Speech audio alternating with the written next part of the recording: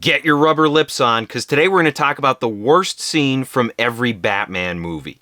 The way this works is that I'm going to go through each entry in order of release, pick the worst scene, and explain why I believe it's the worst. Keep in mind, I'll be judging these scenes from a writing standpoint, which means I won't be criticizing things like acting or special effects or costume design. By the way, my name is Brandon McNulty. I'm the author of Story Made Simple, and welcome to my writing channel. First off, let's start with the movie that everyone's been begging me to talk about, Batman 1966. Every day I get thousands of comments from people saying, Brandon, when are you going to watch Batman 66? You got to talk about Batman 66. We're going to hold your family hostage till you talk about Batman 66. And in an effort to protect my loved ones, I'll discuss it now. This is the movie where 4 different Batman villains team up to turn people into dust. And hey, give them credit. They pulled it off 50 years before Thanos did. Not only that, but they gave us exploding sharks, fake Russian accents, and mind-bending riddles. What does a turkey do when he flies upside down? He gobbles up.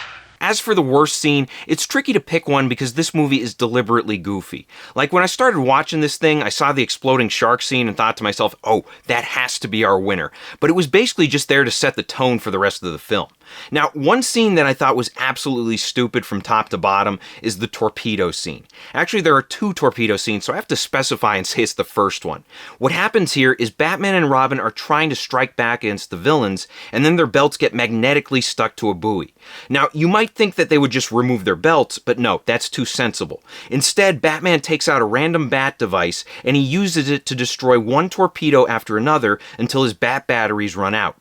Then it's like, oh man, what is he going to do? Is he going to take his belt off? No, of course not. Instead, he and Robin just brace for the worst until they get miraculously saved when an off-screen porpoise swims into the torpedo and sacrifices its life to save them.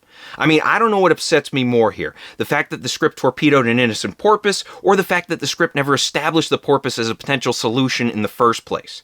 The moment comes out of nowhere, it's porpoise ex machina, and our hero should be taken away in handcuffs for letting this shit happen. Next up, we got Batman 89. This one often gets mistaken for a good movie, but if you've watched it recently, you know better. The main problem here is that this movie is a coincidence factory. Batman turns a mobster into the Joker, then Batman and the Joker fall in love with the same woman, then while Bruce Wayne is visiting said woman, the Joker prepares to shoot Bruce, and right before he does, he recites a line about dancing in the pale moonlight. Then Bruce is like, wait, that's exactly what the guy who killed my parents said. And then there's a flashback showing how the guy who eventually became the Joker was actually the guy who shot Bruce's parents and turned him into Batman. I gotta say, I almost drop-kicked my TV when I saw this, and yet it's still not the worst scene in the movie. No, the worst scene is when the Joker faces off against the Batwing. This comes after the Joker parades around Gotham while spreading laughing gas. Batman then flies in, launches rockets at the Joker's parade floats, and gets 2 direct hits. Then he turns his sights on the Joker himself. Once Batman's targeting system locks on, he pulls the trigger and launches rockets and machine gun fire at his enemy. Somehow, everything misses, and the Joker takes the world's largest revolver out of his pants. He fires a single shot at the Batwing, and that's all it takes to send Batman into a dramatic crash landing. It's the dumbest plane crash you'll ever see outside of The Last Jedi, and honestly, I don't even know where to begin with this scene. On one hand, why is Batman using a machine gun? On the other hand, why is Batman locking onto a target and missing with his machine gun? And then how does a single bullet drop the high-tech Batplane? This is nuts. Now you want to get nuts? Come on, let's get nuts. No, I don't want to get that nuts. At this stage, I want the story to take itself more seriously. But instead, what we get here is a case of the writers pulling strings for the sake of goofy spectacle. Next, we have Batman Returns, and this is a weird movie. It's technically better than Batman 89, but for some reason I enjoy it less. The central problem is that Batman only appears in the movie for about 29 seconds, and he feels more like an obstacle for the villains rather than a true protagonist. It's like the writers gave up on him as a character, and they only included him out of obligation after they wrote a story about the Penguin, Max Schreck, and Catwoman. As for the worst scene, we have a buffet of options here. While I was rewatching this movie, every 5 minutes I was shaking my head in disgust. There's one scene where Batman gleefully kills a man with an explosive device, then there's one where Shrek has the Penguin run for mayor in a non-election year, and then we have all these wacky Catwoman scenes. I mean, you could close your eyes, pick a scene at random, and be right. But for me, the worst one is the final battle between Catwoman and Shrek. Here, she's seeking revenge on Shrek, who killed her but didn't really kill her midway through the movie. At the end, she declares she's going to get even, but that's when Batman arrives to tell her that murder is wrong, even though he's clearly into that shit. Batman insists on taking Shrek to the police, and in an effort to sway Catwoman, he gives her the old "you and I are the same person" speech before ripping, and I mean ripping, his mask off. He does this in front of Shrek, which makes absolutely no sense, and then Shrek reacts like this. And Bruce Wayne, why are you dressed up like Batman? Because he is Batman, you moron. I don't know what's dumber, Batman revealing his secret identity to the criminal he's about to send to jail, or Shrek needing to have Batman's identity explained to him. Now we move on to the best Batman movie of the 20th century. And if you think I'm talking about Batman Forever, you've never been more wrong in your life. No, I'm talking about Mask of the Phantasm, which acts as a sort of prequel to the Batman animated series. What I love about this one is it takes a fresh approach to Batman's origin story by showing Bruce Wayne navigating this situation where his girlfriend's family is at the mercy of the mob. The story is told in non-linear fashion, alternating between a present-day mystery and the origins of Bruce's crime-fighting career. Mix in a surprisingly compelling romance and some heavy emotional impact, and you've got one of the best Batman movies out there. As for the worst scene, I had trouble picking one because the movie is great from start to finish. That means I have to nitpick here, and the scene I'm going with is the police chase. Now, I love this scene for its spectacle and intensity. It opens with Batman locating and fighting the Phantasm, but then the police interrupt, and it kicks off a manhunt that pushes Batman to his limits. He gets bloody, bruised, and concussed, and there's a grounded realism to this scene that you rarely see in Batman stories. Eventually, he gets trapped inside a construction site, and in order to escape, he sends his cape and cowl flying outside as a decoy. The scene then ends with him running from the cops and catching a ride from his girlfriend Andrea. So, what's my problem with this scene? Well, it's the lack of consequences. We see the cops capturing the Batwing early on, then Batman suffers injuries, and finally at the end he runs around with his mask off. These moments make for great tension, but they don't impact the overall story. By this point, his girlfriend already knows he's Batman, so him running around without his mask doesn't lead to any serious payoff. Again, this is not a bad scene, but I wanted more out of it. I wanted more than just a clean escape. Okay, now we move on to Batman Forever. This is a good movie if you like bad movies. It's sloppy, but it does just enough to be watchable. Bruce finds himself facing off against Two-Face while dating a creepy psychologist who's obsessed with Batman, and then Robin appears about midway through, and the Riddler invents a suspicious VR headset that everyone in Gotham buys without thinking twice, and yeah, this movie's a mess. As for its worst scene, we have a lot of mouth-watering options here, but I gotta go with the one where the Riddler and Two-Face break into Wayne Manor. It opens with Two-Face and the Riddler trick-or-treating, then they beat up Alfred before interrupting Bruce's date with his creepy girlfriend. Bruce fights back, which is great, but then he gets shot in the head, which should be a big deal, but it's treated like a paper cut. Meanwhile, the Riddler locates the Batcave and sort of destroys it, but he doesn't do enough damage. Then the movie commits the cardinal sin of giving Two-Face the opportunity to kill Batman before Riddler talks him out of it for a dumb reason. Ow! Don't Kill him. If you kill him. You won't learn nothing. This is one of those scenes that should have been devastating, but it pulls all its punches. Should we burn down Wayne Manor? No. Should we thoroughly destroy the Batcave? No. Should we kill Batman, aka the only guy who can stop us? Nah, let's just let him live and kidnap his creepy girlfriend so the plot can plot. Now it's time to talk about the other Joe Schumacher film, Batman and Robin.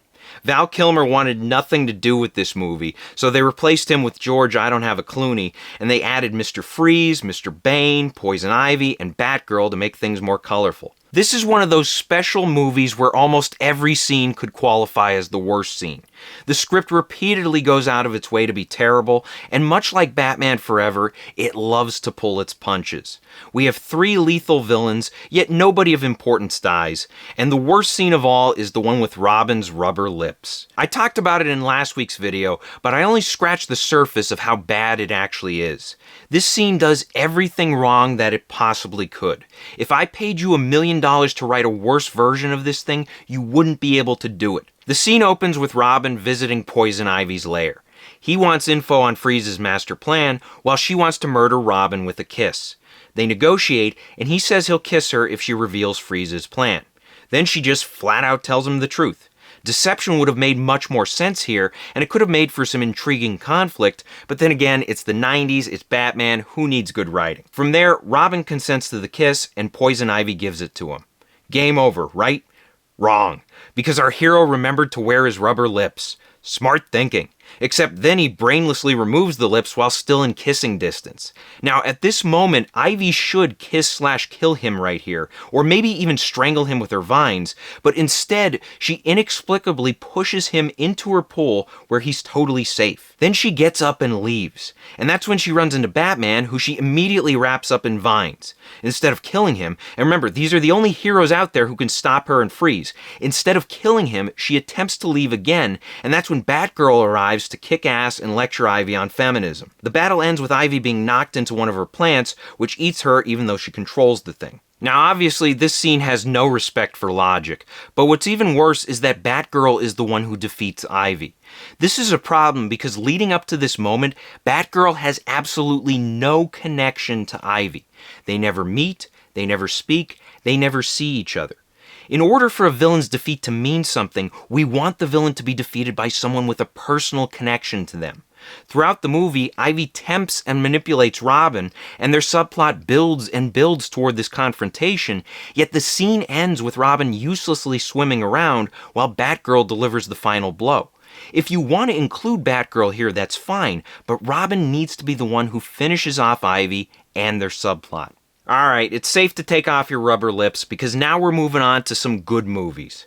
Batman Begins redeemed the franchise by giving us a Bruce Wayne we actually care about before pitting him against a number of villains including Scarecrow, Carmine Falcone, Ra's al Ghul, and Joffrey Baratheon. As for the worst scene, it's a 2-horse race between the one where Bruce burns down Ra's al Ghul's temple and the one where Bruce lets Ra's die aboard the train. The problem I have with both scenes is that they contradict Bruce's personal code of not killing people. And honestly, I gotta go with the temple scene here because this is the most self-defeating scene in the entire movie. It opens with Bruce being ordered to execute a criminal, and he declares that he won't allow himself to become a murderer. Then, immediately after this declaration, he kicks off a chain of explosive events that kills every criminal in the building. This is so frustrating because they establish the character's code, then they immediately violate it moments later. And I know some people will try to defend it. They'll say, oh, well, he didn't intend to kill anyone, so it's okay. But let's be real here. Bruce knowingly starts a fire in a wooden building full of explosives, and it leads to a bunch of deaths. This is the wrong way to handle it. And it's a sad case of a script prioritizing spectacle over character, and it makes Bruce look like a hypocrite during a major moment. Now it's time for The Dark Knight. This might be my all-time favorite movie, but I will admit that it has its issues, especially in the middle when the plot gets all convoluted and everyone's playing 5D chess and Gordon fakes his death and it cheaply manipulates the audience. And again, the movie is not perfect, it definitely has some big picture issues. But as far as picking the worst scene, it's tricky because the scenes themselves are great. Like, Gordon's fake death is probably the worst part of the movie, but that scene isn't the problem. It's the overall idea of the fake death that's the problem. Now, as for the worst scene, I gotta go with the Hong Kong kidnapping here. If you remember, Mr. Lau is the guy who launders money for the Gotham mob, and he calculates his way out of the country to avoid legal consequences. This prompts Batman to follow him and plan a high-stakes kidnapping. Our hero has about 2 minutes to infiltrate Lau's building, capture the man, and escape via a military skyhook. It's a clever plan, but unfortunately it's too clever. There are no setbacks, there's no drama, no conflict. Batman simply goes through the motions, and the movie's soundtrack fools you into thinking the scene is more exciting than it really is. Typically, when we have a scene like this, we want the hero to struggle.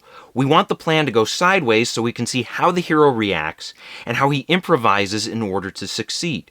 But here, Batman faces no meaningful challenge, and the scene feels flat beneath all the visual spectacle. Next up, we have Dark Knight Rises. You have to excuse me, I get the two mixed up because the internet likes to pretend that Rises is this irredeemable mess, but I couldn't disagree more. Now, is the film heavily flawed? Yes, absolutely, and I've picked it apart on the channel several times before. But Rises also delivers a compelling redemption story while packing some incredibly emotional moments. The highs are ridiculously high in this one, and I'd be lying if I said I didn't love this movie. Anyway, the worst scene is without a doubt Bane's death scene.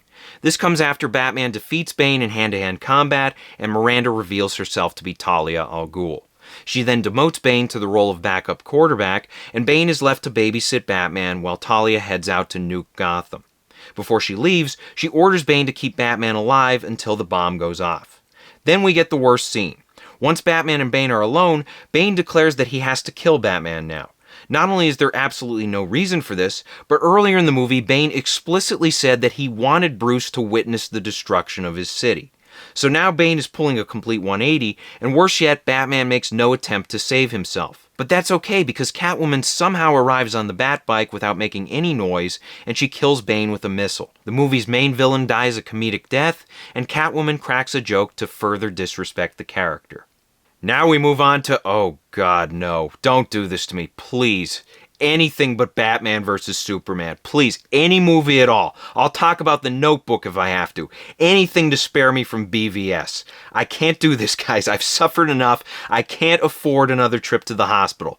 Please just... Alright, fine. It is a Batman movie. I did sign up for this, so I'll just have to make this quick. Now, we all know what the worst scene is. It's the leading cause of brain damage in the civilized world, and of course the one I'm talking about is the Martha scene. This comes right after Batman defeats Superman in their big battle. Before attempting to finish off his superhuman enemy, Batman conveniently starts rambling about his parents, then he grabs his kryptonite spear and prepares to deliver the killing blow.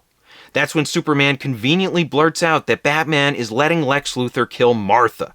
You know, Martha. Not my mom or Martha Kent, just Martha. As if Batman is supposed to know exactly who he's talking about. And of course, Batman doesn't know, but his own mother was named Martha, and that causes him to hesitate long enough for Lois Lane to report the news that Superman's mother is also Martha. Somehow, this convinces Batman to rethink his heated motivations for killing Superman, and the two team up shortly after. I still don't understand how a professional film studio created a movie called Batman vs. Superman, a movie where two iconic characters fight to the death, only for the conflict to be resolved by the fact that their mothers share the same first name. Like, who thought of this? Who let this happen? How is this legal? Alright, now that the pain and suffering is over, let's move on to something fun. The Lego Batman movie is a blast. It's one of those movies that rewards you for being a fan of the franchise it pokes fun at, and the more familiar you are with Batman, the more you get out of this one. I normally don't like comedies because I don't have a soul, but I love this movie because it takes a fresh approach to the character while sprinkling in all sorts of references for die-hard fans. Now, picking the worst scene here is tough. Not just because this is a comedy and humor is subjective, but also because it's a fun, breezy movie. There's no particular scene that leaps out at me as unbearable, so I decided to go with the prison release scene. Basically what happens is Batman infiltrates Arkham Asylum so he can send the Joker to the Phantom Zone. The police get angry at Batman, and they trap him and Robin in Arkham together. From there, our heroes have a chat and start beatboxing until Barbara Gordon releases them so everybody can save Gotham. And this is by no means a terrible scene, but the reason why I consider it the worst one is because it's a blown opportunity. We have this cocky, self-absorbed version of Batman stuck in Arkham, and a prison escape scene could have been hilarious, especially when you mix in Robin and all the supervillains trapped in there with them. But instead of a fun escape, all we get are a couple of forgettable conversations before Batman and his team walk out the door. Finally, we have the Batman. For the most part, I love this movie. The first 2 hours and 15 minutes are excellent, but then once the Riddler gets captured, the movie punches itself in the face for the rest of its runtime. I've talked about this issue on the channel before. I just don't like how they take this gritty, grounded detective story and overextend it for the sake of cramming in a bunch of spectacle. The story loses its identity in those last 45 minutes, and it's a shame because this is the first live-action film that truly explores Batman as a detective. Anyway, the worst scene is at the end when Batman battles the Riddler's henchmen. By this point, the city has been flooded, and people have taken refuge inside Gotham Square Garden. That's where the Riddler's goons are waiting with their rifles, and they attempt to kill the newly elected mayor. Batman then arrives in dramatic fashion and fights the gang until he's eventually outmatched and hanging on for his life. One of the goons prepares to kill him with a shotgun, and the moment is dragged out in cliched fashion. Meanwhile, Batman doesn't do anything to protect himself, probably because he read the script and he knows Catwoman's going to save him right before the shotgun goes off. Where have I seen this before? Next thing we know, Catwoman is kissing him and telling him it's over, but of course this movie never wants to be over, so another goon attacks, and then Batman injects himself with adrenaline. That sends him into rage mode, and he nearly kills the guy before Gordon arrives to remind Batman that murder would ruin his character arc. The goon then declares himself to be Vengeance, and Batman realizes how dangerous that idea can be. This scene has many problems. First, I don't like the fact that the real Riddler is absent. And yes, I understand that they're trying to show that the Riddler's ideas and his henchmen can be just as dangerous as the big bad himself, but without the main villain present, the big fight feels like more of a side mission. Then we have Adrenaline Ex Machina, we have Catwoman and Gordon with convenient back-to-back saves, and we have the cliched, let me hesitate before killing the hero routine. Now, to be fair, one thing I do love about this scene is the moment where the henchman says the line, "I'm vengeance." It's a fantastic callback to the earlier moment where Batman beats up one of the Joker's goons, and it hits like a nuke. Batman's reaction is incredible here, and it does a great job driving his arc toward its conclusion. It's just a shame that the rest of the scene falls flat by comparison. So I hope this helps. Question of the day, what do you think are the worst Batman scenes? Let us know in the comments section below. Thank you for watching. If you want to support the channel, please pick up a copy of any one of my books and be sure to leave reviews on Amazon. Story Made Simple is great if you're a writer. It covers the 8 key elements of storytelling, and it does so in no-nonsense fashion. Also, be sure to check out my other videos, like, share, and subscribe, maybe support me on Patreon, and as always, remember to keep on writing.